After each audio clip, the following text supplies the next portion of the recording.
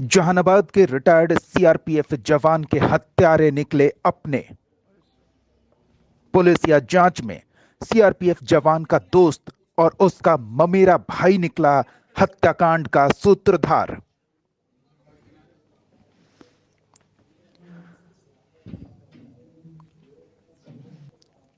जहानाबाद के कनौदी में बीते दिनों सीआरपीएफ के पूर्व जवान सह कैंटीन संचालक हत्याकांड मामले का पुलिस ने उद्भेदन कर लिया है।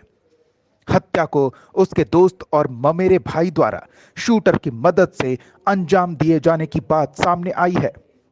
बताया जा रहा है कि मृतक के दोस्त का उसकी पत्नी से प्रेम संबंध था, जबकि भाई की नजर उसके कैंटीन पर थी। पुलिस ने हत्याकांड में शामिल 3 शूटर के अलावा हत्या की सुपारी देने वाले एक अन्य सीआरपीएफ जवान को भी गिरफ्तार कर लिया है। इस हत्याकांड में इस्तेमाल किए गए देशी कट्टे को भी पुलिस ने बरामद किया। पुलिस की सफलता के बारे में एसपी मीनू कुमारी ने प्रेस कॉन्फ्रेंस कर जानकारी दी। एसपी मीनू कुमारी ने मामले का खुलासा करते हुए बताया कि मृतक पूर्व सीआरपीएफ जवान जितेंद्र कुमार का दोस्त दयानंद पासवान उसकी पत्नी से प्यार करता था। वहीं उसका ममेरा भाई लवकुश उसकी कैंटीन को हड़पना चाहता था।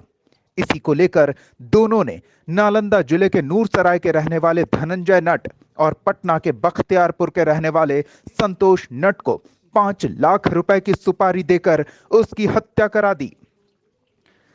एसपी मीनू ने बताया कि सुपारी के तौर पर लवकुश ने 2 लाख और दयानंद पासवान ने 1 लाख रुपए का भुगतान किया था, जबकि बाकी के 2 लाख रुपए काम होने के बाद दिए जाने थे। एसपी मीनू कुमारी ने इस हत्याकांड के रहस्य से पर्दा उठाते हुए बताया कि बीते 23 दिसंबर को जहानाबाद के कड़ौना ओपी के लोदीपुर गांव के पास मृतक के कैंटीन में घुसकर उसकी हत्या कर दी गई थी। यह हत्या पूरी तरह से ब्लाइंड केस था। पुलिस के पास मात्र सीसीटीवी फुटेज थे। इसी सुराग को लेकर पुलिस की टीम ने वैज्ञानिक आधार पर जांच करते हुए पूरे मामले का खुलासा आखिरकार कर ही लिया। एसपी ने बताया कि इस हत्याकांड में शामिल फरार एक और शूटर की गिरफ्तारी के लिए छापेमारी की जा रही है। जहानाबाद न्यूज के लिए वीरभद्र सिन्हा उर्फ गप्पू की रिपोर्ट। एक घटना प्रतिवेदित हुई थी हत्या की।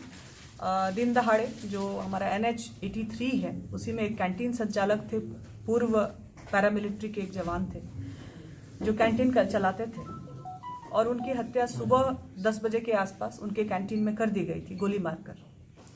हमारे पास शुरू में कोई क्लू नहीं था, बिल्कुल क्लूलेस थे हम लोग केस में, लेकिन घटनास्थल के सीसीटीवी फुटेज के आधार पे हम लोगों ने अनुसंधान प्रारंभ किया और सीसीटीवी फुटेज में दिखा कि जो शूटर है वो घटनास्थल से उसने 1-2 कॉल किए थे। उसी लीड के आधार पे डंप हम लोगों ने वहां का लिया घटनास्थल का, और डंप एनालिसिस करते हुए हम लोग आगे बढ़े और उसी के फॉलोअप में पता चला कि नालंदा जिला के 2 लोग हैं जिनकी पहचान शूटर्स के रूप में की गई। हम लोगों ने पता किया लोकल थाने से, तो पता चला पूर्व में भी हत्या का उनका आपराधिक इतिहास रहा और उन्हीं लोगों के द्वारा यह हत्या कारित की गई थी। तो दूसरा चैलेंज हम लोग के साथ ये था कि आखिर हत्या कारित की गई, लेकिन ये सुपारी दी किसने और क्यों दी। तो मोटिव की तलाश के लिए हम लोगों ने टेक्निकल इंटेलिजेंस पे ही फोकस किया और साथ में उसको लोकल इंटेलिजेंस से मैच करते हुए हम लोग आगे बढ़े। तो ये प्रकाश में आया कि दयानंद पासवान करके एक व्यक्ति हैं जो कि मृतक के मित्र हुआ करते थे और उनके साथ पारिवारिक संबंध भी था, और उसी क्रम में इनके घर में आना जाना भी रहता था, और इस क्रम में ही उनकी मृतक की पत्नी के साथ इनका संबंध विकसित हुआ था और उसी चीज को लेकर इन्होंने हत्या का प्लानिंग किया।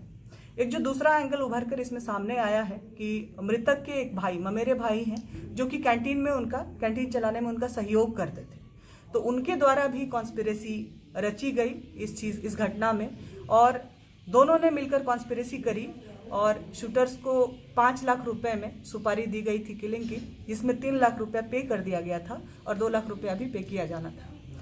पूरे घटनाक्रम में हम लोगों ने जो दोनों शूटर्स थे, दोनों शूटर्स को अरेस्ट किया है। उसमें से एक है धनंजय नट, पिता बच्चू नट, साकिन बेलसर नूरसराय।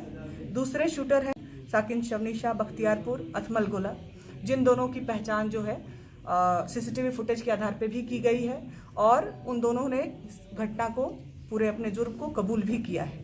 उन्होंने जो राशि प्राप्त की है उन्होंने दयानंद पासवान के थ्रू ही प्राप्त की है, जो 3 लाख की राशि उनको मिली है। कैश मिला? जी हाँ।